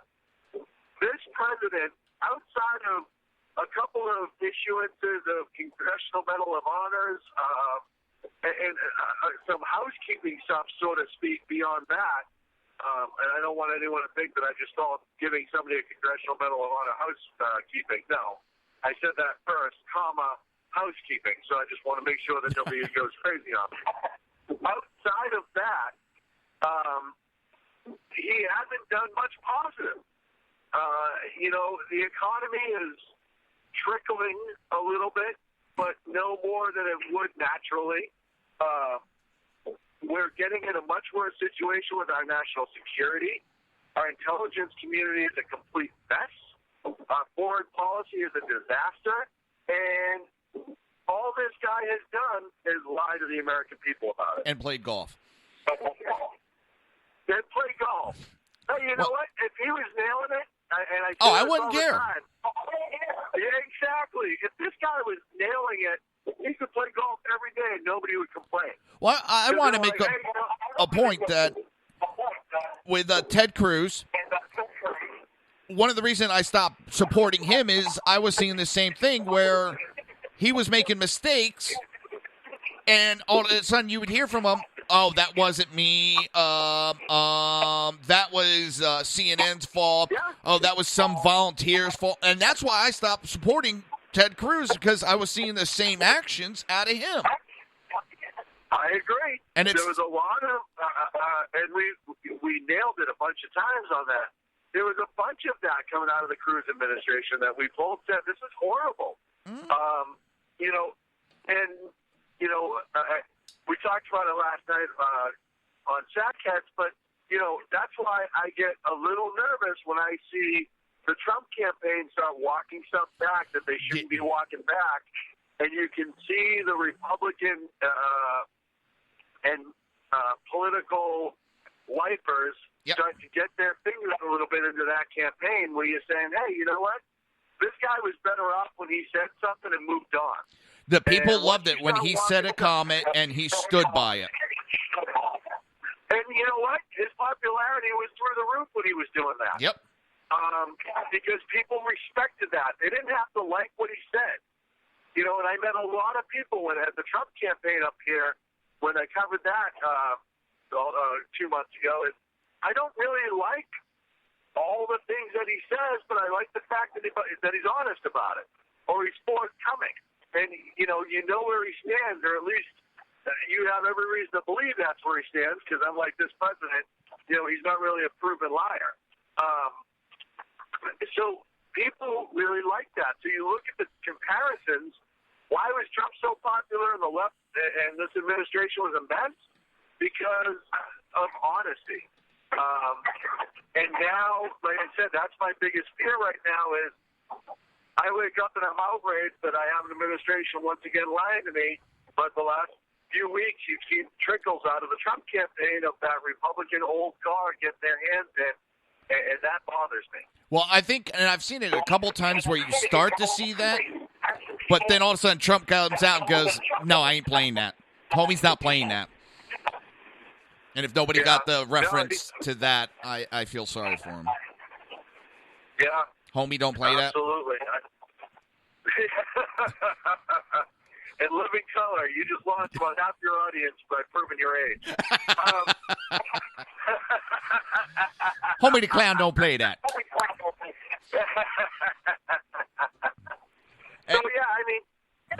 So here we are yet again, finding out that everything this administration says is a goddamn lie.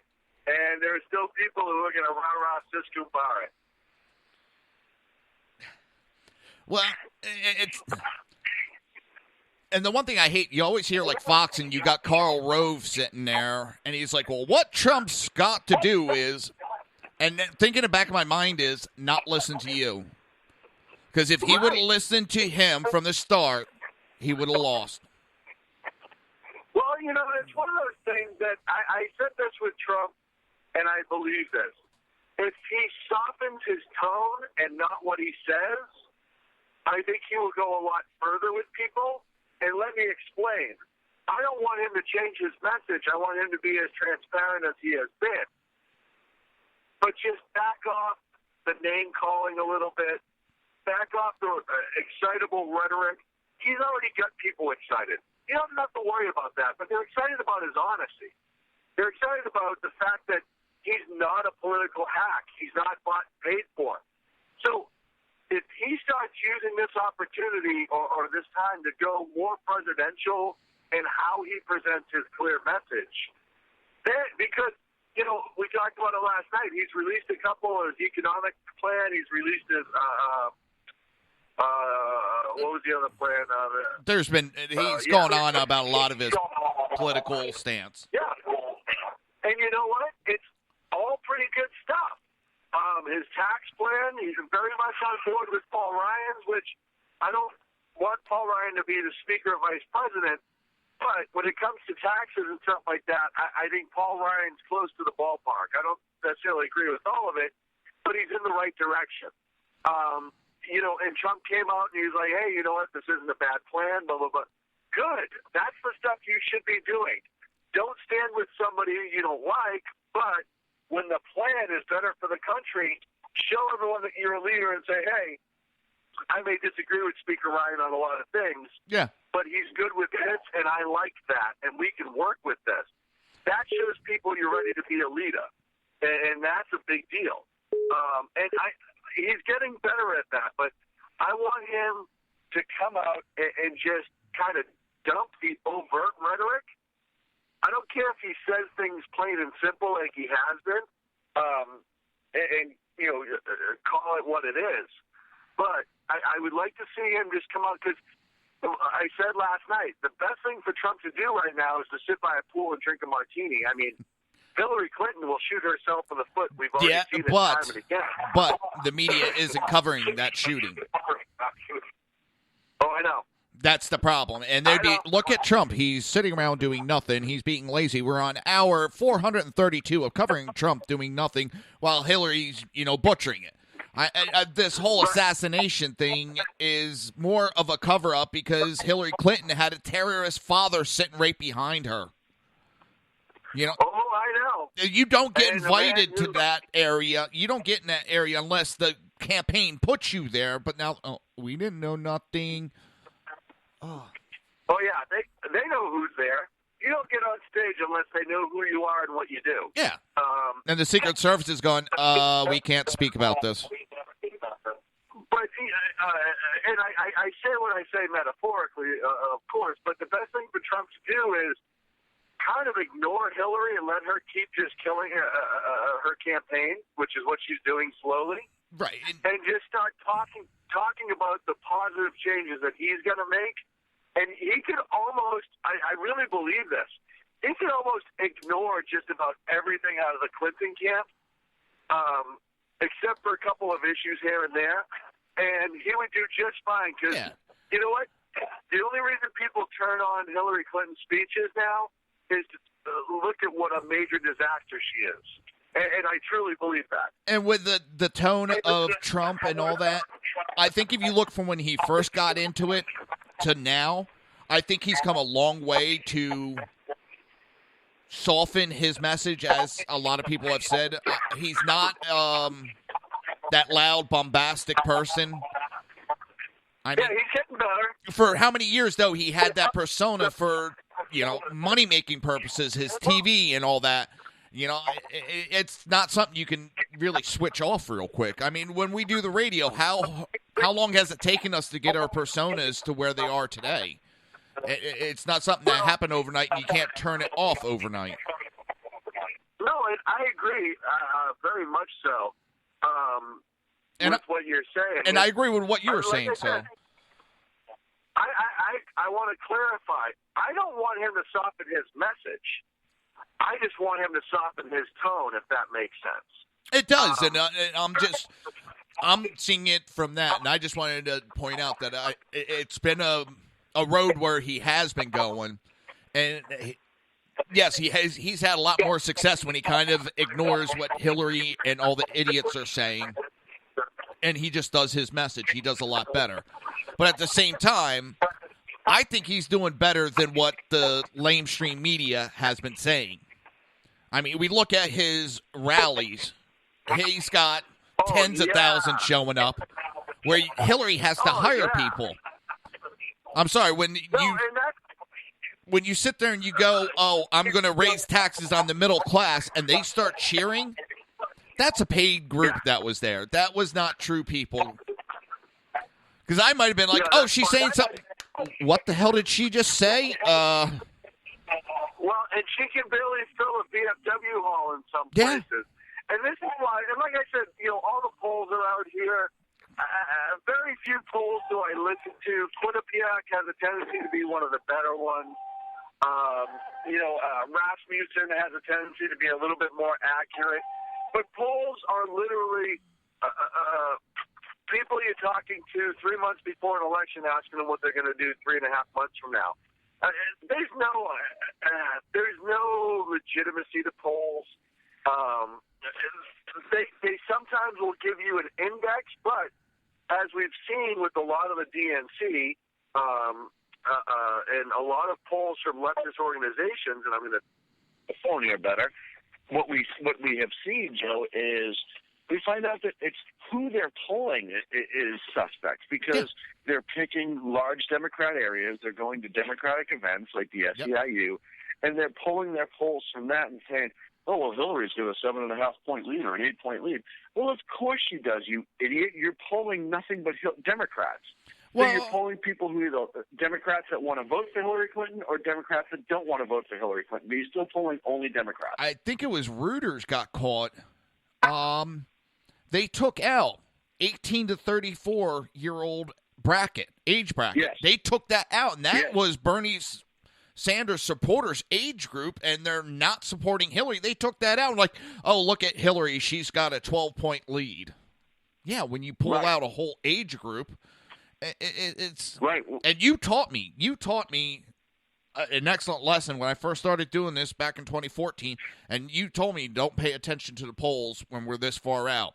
As they get closer, they get more honest. Right, because they have to be at that point because the hindsight camera will be right on them. And they don't want to be there and go, well, a month before the polls, Rasmussen was 45 points off. They want to be like, hey, just before the polls, just before the election, the polls were 1.5 points off.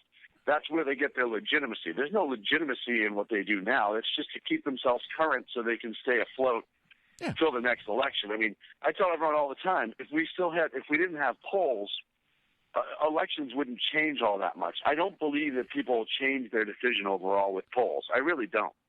I think in some places, yeah, you can use that to get a percent or two here and there, but I think overall, people have their mind made up well before in spite of any polls. Somewhat, but I also think with them putting up the false polls, it's human nature within us that we want to back a winner, and we see, Hillary in the lead, and it's, well, why waste my vote? Since she's in the lead, she's going to win, so I might as well vote for her. It's a psychological type warfare that they're doing. Yeah, but, I think it's one of those things, too. I think most people these days know that.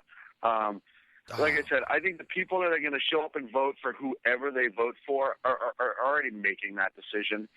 And I think people that vote are going to vote no matter what the numbers are. And I think people that are on the fence, it's going to be a game-time decision anyhow. I mean, listen, I've known too many people, and I always say, like, you can hear horrible things about a business and stuff like that, but yet you drive by the next day and there's still all these people here. Yeah. I joke all the time about McDonald's. I said, for the most unhealthy food that nobody wants to eat and it's terrible and you can't find any friends that admit to going there, McDonald's still sells billions of hamburgers every year somehow. The Nickelback theory. But it's not to just, little fat guys like me that buy one every once in a while. It's happening for a reason. So all of that stuff is, in my opinion, just useless. People that vote are going to vote. And people that aren't going to vote or are looking for a reason to stay home probably weren't going to vote anyhow. They may turn around and say, hey, I didn't vote because of this poll, and what's the point? Like, we get that a lot in California with conservatives. A lot of conservatives won't come out in California, but not because this year's poll said, hey, your vote doesn't matter. It's because every single year the vote doesn't matter, and they get sick of wasting their time, and there's a big difference there. Whereas if you're in a swing state, you're an active voter for the most part because your party is dependent on you. California, we're not going to get anything for Trump. We're not going to get anything but Hillary and Democrats in the state, with the exception of, and I said it before, Gavin Newsom's referendum on guns may actually change the tide that a lot of people are ignoring. I think he has a referendum on the ballot for sweeping gun changes, and the conservatives who normally stay home looks like they're going to show up to vote against it, and a lot of them, while they're there, will probably vote in the presidential too. And that could change dramatically the field if all of a sudden it doesn't go completely to Clinton. Yeah, I don't think California is a total lockup. And there's a lot of states that were supposed to be locks for Clinton that aren't anymore. And it's going to be an interesting election, to say the least. Very interesting. Yeah, and it's funny. You look at the swing states, and it really depends on which news agency is giving you the report as to which way it's going to go. Yeah. Which is exactly what happens in swing states. You don't, I hate to say it, all the polling in the world and all this other stuff, you don't know about swing states until they walk in and pull that handle. You really don't. But what's funny, here in Florida, it's supposed to be a swing state, and I have yet to talk to a Hillary supporter in my area. I can't find one. All my neighbors, they're like Trump. We may not like exactly what he says, but he's better than Hillary to, full supporters. But I can't find a Hillary supporter to save my life. Well, and, I've started telling some friends on the side who, said, I just don't know if I can get behind Trump. I certainly won't vote for Hillary, but I don't know if I can get behind Trump. And I said, hey, instead of walking in thinking that you're going to vote for Trump, walk in and think you're going to vote for SCOTUS. Yeah. That's what it comes down to. If nothing else, you think about SCOTUS. And then make sure that you vote in a strong Congress. Yep. Get both of them on our side. And, again, the left does enough damage to themselves that we should just, I believe we on the right, for the next 3 months should just be focusing on what positive changes we will make versus the destruction of the left like we have in years past with elections. Because let's face it, That work is being done by the administration. It's being done by the Clinton camp. It's being done by all these moronic leftists who come out and say all these moonback crazy things, and everyone's like, hey, yeah, I can't vote for that. They do themselves damage. I think right now on the right, and I know you only have a couple minutes right now on the right, our whole plot and going forward is just to push our positive message for change to I don't even like to say change, but revision back to the Constitution, and leave the rest alone. Yeah. And I want to leave with one last thing, and I want your opinion on it. I think a bigger problem than left versus right now, and I've talked about it repeatedly, I think that it's more nationalist versus globalist. Both parties have infested with this globalist, and that is more dangerous to our Constitution than the left is nowadays. Oh, yeah. It's about sovereignty. I agree. Yeah, once you start giving up your sovereignty, we're no longer left or right. It doesn't matter anymore. It's gone. And we got these constitutional conservatives sitting there going, globalism's great for America. No, it isn't. I agree with none of that. I agree with absolutely none of that. There's no America once you push to globalism. Yeah. It goes away. It's done. It doesn't exist anymore. And people need to realize that. Look at it like your house, right? Once you remove the locks off your doors and the government says, hey, anyone from outside can come into your house whenever they feel like it and use what they want, and we'll have contracts in place to protect you, blah, blah, blah, blah, blah, you've still lost your house. Freedom of speech is gone. Second Amendment will be gone. It may be your name on the deed. It may be your name on the deed, but somebody else is sleeping in your bed. I'm trying to remember there is... and I can't just one of the movies would be sleeping with your dog and eating your daughter's food or something like that. Never mind, brain fart. But yeah, I got to get going. So I appreciate you calling in, Sean. I really do. Everybody, Sackhead Sean. You want to give a shout out for your show? Sure. Every Wednesday night, 8 p.m. Pacific on shrmedia.com, Sackheads Radio, and on Twitter at Edge of Liberty is my Twitter handle, and on Facebook, just look for Sackhead Sean. All right, bud, and we will talk soon. All right, brother. Thank you, Joe. Peace. Have a good day.